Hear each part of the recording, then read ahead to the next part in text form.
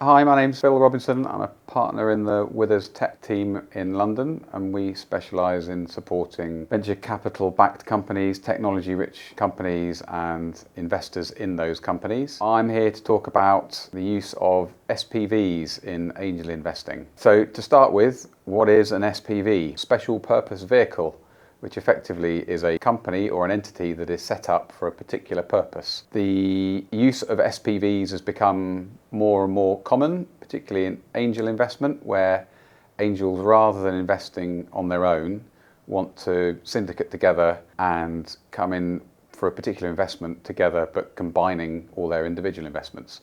And rather than doing that as lots of individuals, you can pool your investment through a special purpose vehicle entity, and then it's that entity that invests in the company which you're ultimately investing in. So effectively, you invest through the SPV into the ultimate investment company. Why do people bother doing that? There are a number of reasons.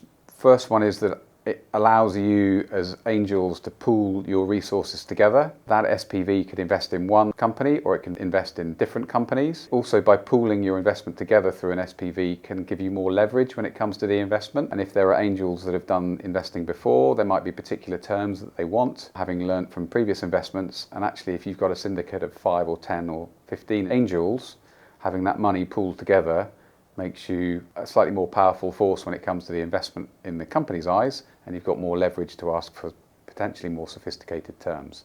So from the angel's perspective, it can allow people to come together but also have more leverage when it comes to the investment. From the company's point of view, they can often quite like it because it means they've only got one person on their cap table, which is shown up as the SPV.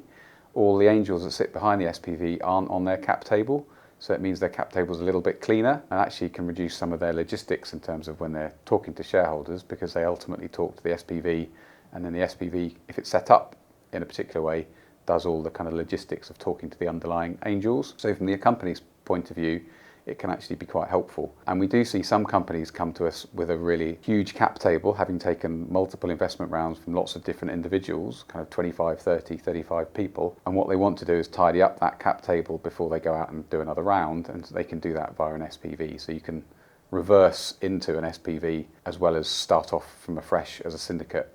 Investing via the SPV. The other benefit for angels is that if it's set up correctly, the angels can still benefit from SEIS. It needs to be done in a particular way. You don't lose any of the benefits that you have as an individual using an SPV if it's done correctly. So how do you use an SPV? Well, you can come to a law firm like mine and you can say we want to set up an SPV to invest through because we want to make several investments. So relatively small ticket sizes, there are platforms out there that do this for you. Join Odin's quite a good one that we've worked with before, where they've got a one-stop shop and you can kind of set up what you want and they'll deal with all the paperwork and you can just plug and play effectively your investment. There are some things to watch out for if you're using an SPV, particularly when you're offering investments in that SPV to others, like financial promotion rules.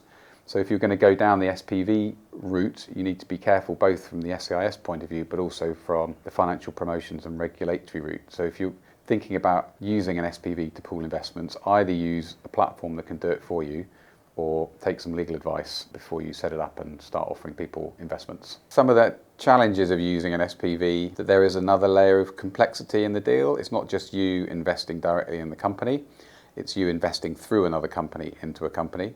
And so there is the relationship between you and the other angels in that SPV to think about.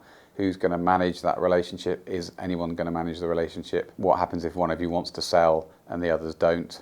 So there's a bit more planning that goes into how the structure is going to work, particularly for people coming in and out of the SPV. Is that going to be allowed? But the benefits of the pooling and the angels working together are often seen as outweighing the challenges that come with investing through the SPV. So again, it's one to think about before you actually invest through the SPV or not. Hopefully you found the short session on SPVs useful. You can find my contact details somewhere on the page, so please do get in touch if you've got any questions about some of the things we've covered, or if you need any other help with the angel investing.